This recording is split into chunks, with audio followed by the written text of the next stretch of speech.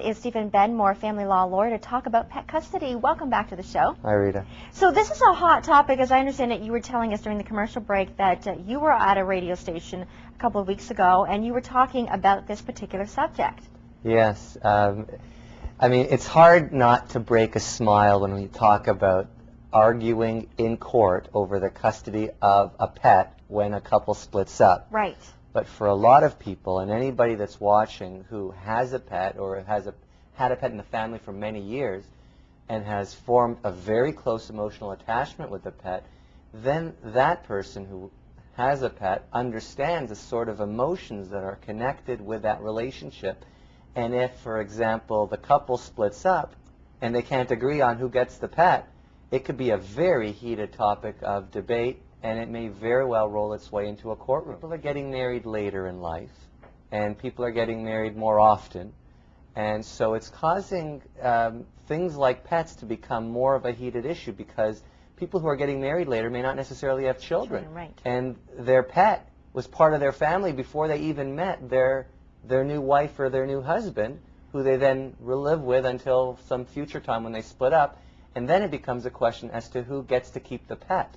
The person who may have been the one who was second in the family to the pet may have felt that they have formed a very close connection with the pet, and when they split up, why wouldn't they get to keep the pet? Right. We actually rely on two bodies of reasoning to be able to argue the issues of pet custody. On one hand, the pet is truly, according to the laws of Ontario and the laws of Canada, a piece of property, a chattel, much like furniture or a stamp collection or a watch.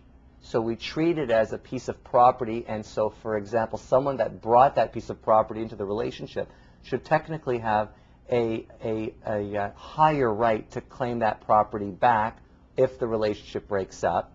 On the other hand, the other argument is drawn from the field of child custody arguments, where we say it doesn't really matter who brought the child into the relationship, because both of these two people treated the child as their own child, or pet as their own pet, and therefore they should have an equal right to claiming custody of that pet after they split up. So we actually are somewhere in between. Is it a child, or is it a piece of property? So we're actually drawing on the arguments from both sides. This is not financial. This is strictly emotional. And when people, quite frankly, argue over the custody of a child after they split up, they're not doing it for any financial reasons, or in most cases it's not for financial reasons.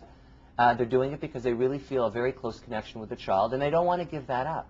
So they're really fueled by their sentimental connection with either their child or their pet. And if they have no children and they had a pet, then clearly the pet is where the connection is, and yes, they will throw money into the litigation over fighting over who gets to keep Benji or Rover. If you're about to enter into a relationship and cohabit with someone as a common law spouse, or maybe get married and you have a pet, and you're bringing that pet into your relationship, much like bringing some furniture or some jewelry or a piece of property into the relationship, you might want to protect that. And how would you? You would do it through either a cohabitation agreement or a marriage contract. In the States, we call those prenuptial agreements, but you would create a contract to protect the fact that if you were to split up, the pet remains with you.